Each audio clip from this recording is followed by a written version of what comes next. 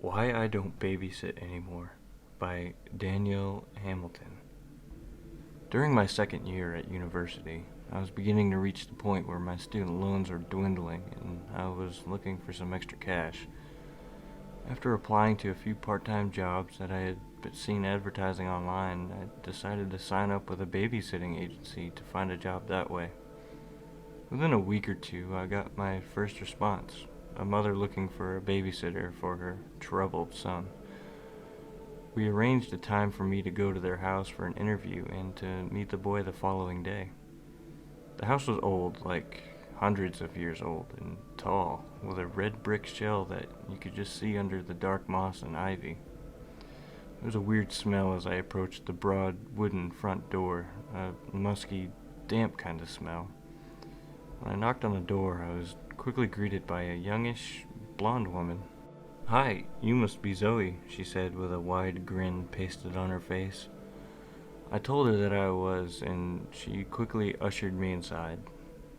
"My son Tommy is in the living room with his father, Brad, so we'll do this in the kitchen if you don't mind," she said. No, that's fine," I said as I took in the interior of the house. Don't get me wrong, the house was beautiful inside, with many of the original fixtures being restored, but there was something off. Something I couldn't quite put my finger on, a hint of eeriness. We sat in the kitchen for a while and went through your standard interview questions. Then I showed her my ID and criminal background check form. After this, we went through to the living room so that I could meet Tommy. He was a quiet boy, a lot quieter than any 3-year-old I've met before. I remember noticing that his skin was very pale, which made his dark hair and eyes seem all that more darker. He smiled sweetly at me and said hello.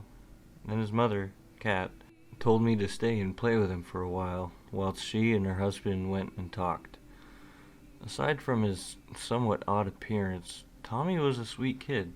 We sat in his living room and played with his toy farm animals while we waited for his parents to come back. After about 15 minutes, they came back and told me they would like to hire me on a trial basis.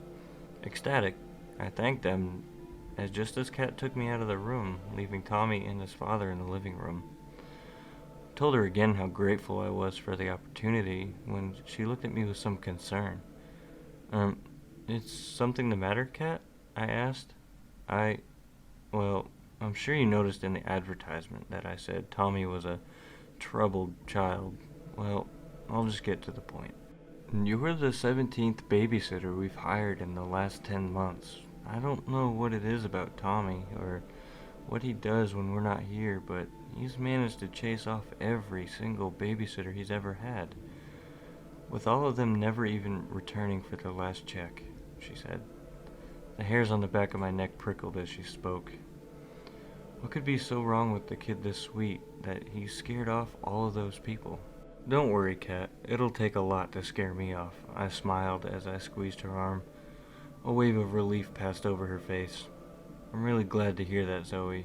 Do you think you'd be able to start your first shift on Saturday night? Brad and I are planning to go out with friends for the night. We need you to get here around 18:30 and we'll be back for 2200. But you can stay in the guest room upstairs for the night. We'll move Tommy's bed in there too." "Sure, Saturday works fine for me. I'll be here at 18:30, I told her as I made my way to the door, thinking it was odd to move Tommy's bed. 3 days later, Saturday had come around and it was time for my first shift with Tommy. I felt a little bit of apprehension at the thought of being in that eerie house with only a toddler for company, but I soon put those thoughts to bed. I arrived at the house perfectly on time and was greeted by the same friendly face of Kat at the door. "Just on time," she beamed at me as she pulled me into the house. She shouted to her husband and he came through the hallway from the kitchen, Tommy sitting in his arms. After all the greetings and a chunk of small talk, it was time for them to leave.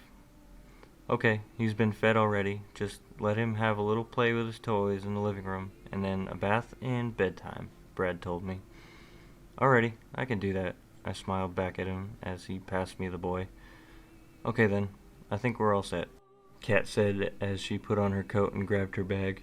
She gave Tommy a kiss on the cheek and Brad ruffled his hair. Now you be a good boy for Zoe, alright? She said to him with a mock stern tone. Yes, Mummy, he giggled. Alright then, she smirked at him. Oh, one more thing, Zoe. Probably the most important thing, actually. You mustn't leave him on his own, not even for a second. Okay? I mean it. Keep him with you wherever you go.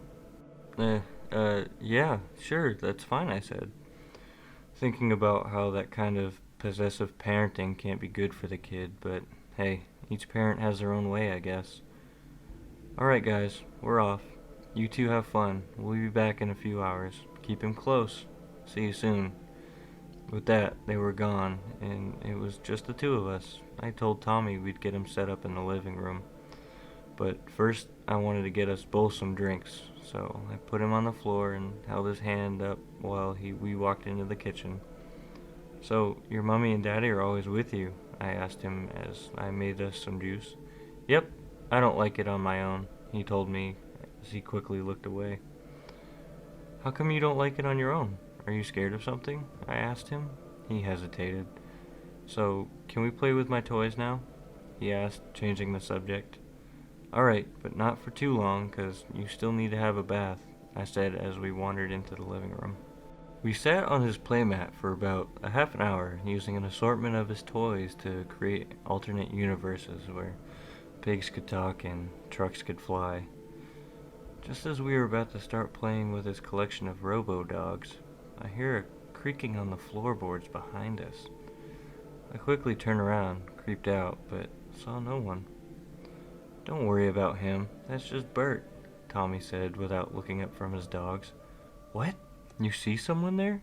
I said, starting to get panicked and even more creeped out, till I noticed a little grin forming on his face.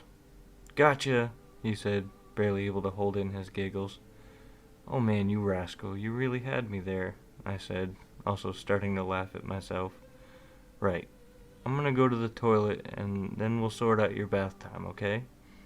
Tommy stopped giggling, his face a serious expression. You have to take me with you, he said sternly. Wait, your parents even take you to the bathroom with them? I asked, starting to get a little creeped out again. Yeah, I just stand in the corner and face the other way while they go. They never leave me on my own, he said to me, staring straight into my face. All right, I said as I stood up and scooped him up. I guess I'll just bathe you straight afterwards. I carried him up the stairs to the bathroom, listening to the creak of each footstep on the old wooden stairs. The hairs on my neck prickled again as I noticed that when we creaked on one step, the step a couple down from us would creep as well. Probably just a sign of the staircase's age, but it sure did sound like someone was walking up the stairs behind us. I checked behind us and no one was there. I looked back at Tommy, expecting him to make the Bert joke again, but he wasn't laughing this time. He looked paler than normal and seemed uncomfortable. We got to the bathroom and I went about doing my business and then running the bath. Tommy picked his favorite toys for the bath and I filled it with extra bubble bath as per his request. I even made sure I had all the towels ready so I wouldn't have to leave him on his own. A little while after I'd put him in the bath, the house phone in the hallway started ringing. I looked at him playing merrily in the bath and decided I didn't want to disturb his play, so I told him I would be 2 seconds while I grabbed the phone. No, he said. No, you can't leave me on my own. Mummy said so. I'll be literally seconds, Tommy. You won't even notice I'm gone, I pleaded. No, he screamed at me. Where you go, I go, he shouted in a way that was really starting to scare me. Realizing that the phone was just across the hall, I told him I would back out of the bathroom and over to the phone and then come back. You'll be able to see me the whole time, and I'll be able to see you. If we can see each other, we're not alone, right? I pleaded again. Okay, fine, but don't turn away from me, promise? I promise, I said as I quickly backed out of the room, trying not to miss the call. I got to the table with the phone just as it stopped ringing, but with just enough time to see that it was Kat's name flashing up on the caller ID. I knew I would have to ring her back, but Didn't know where the redial button was without turning around. As I stared at Tommy, I knew I would have to break my promise and take my eyes off him. I quickly spun around to face the phone and reached for the redial button. Just as the ringtone sang out of the phone again, slightly startled, I picked up the phone and answered it. "Hi, Kat. I hope you're having fun," I said. My words were met with silence for a few moments that seemed like forever. "Hello?" I asked. Some more silence. Suddenly, followed by the words that, well, still haunt me to this day. "You left him on his own, didn't you?" Ice ran through my veins as I spun back around and saw that Tommy wasn't there, where he'd been sitting before. I dropped the phone on the table and sprinted into the bathroom.